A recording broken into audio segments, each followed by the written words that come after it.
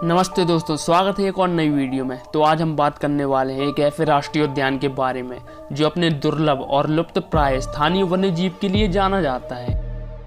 मानस राष्ट्रीय उद्यान एक ऐसा सुंदर क्षेत्र है जो वन्य जीवों और जैव विविधता की बेहतरीन शक्ति के लिए आरक्षित है और यहाँ विकास, लकड़ी की कटाई, शिकार, खेती, चराई जैसी गतिविधियों की अनुमति नहीं है।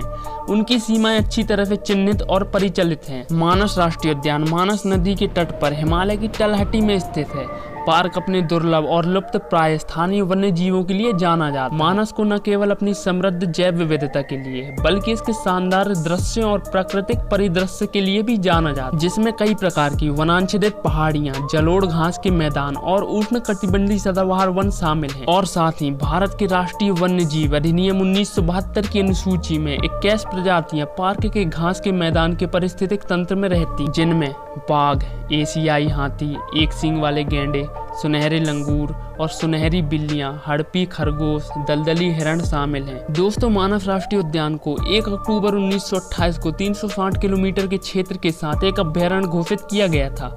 मानस बायो रिजर्व 1973 में बनाया गया था। अभयारण्य की घोषणा से पहले यह मानस रिजर्व फॉरेस्ट नामक एक आरक्षित वन था और उत्तर कामरूप रिजर्व फॉरेस्ट, इसका उपयोग कुंज बिहार, शाही परिवार और गौरीपुर के राजा द्वारा शिकार के लिए रिजर्व के रूप में किया गया था।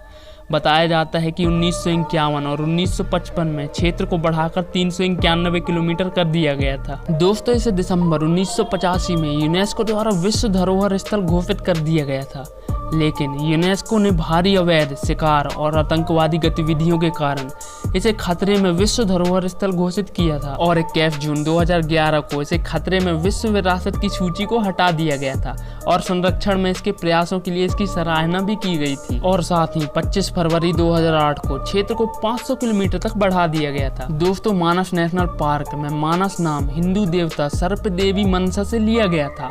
मानस नदी पार्क के पश्चिम से पूर्व में बहती है। दोस्तों, मानस नदी भारत और भूटान को विभाजित करने वाली एक अंतर्राष्ट्रीय सीमा के रूप में कार्य करती है। यह ब्रह्मपुत्र नदी की एक प्रमुख सहायक नदी है और मैदानी इलाकों में पहुंचते ही 2 अलग अलग नदियों बेकी और भोल का डूबा में विभाजित हो जाती है। दोस्तों, इसके साथ 5 अन्य छोटी नदियां भी राष्ट्रीय उद्यान से होकर बहती हैं, जो बाहरी हिमालय की तलहटी के नीचे फैली एक विस्तृत निचली जलोढ़ छत पर स्थित है। इस पार्क का औसतन तापमान 15 डिग्री सेल्सियस से 30 डिग्री सेल्सियस के बीच रहता है और साथ ही मानस राष्ट्रीय उद्यान भारत के 9 बाघ अभयारण्यों में से एक है। यह प्राकृतिक सौंदर्य और वन जीवन की दुर्लभ संपदा के अद्वितीय संयोजन के लिए एक प्रसिद्ध विश्व धरोहर स्थल है।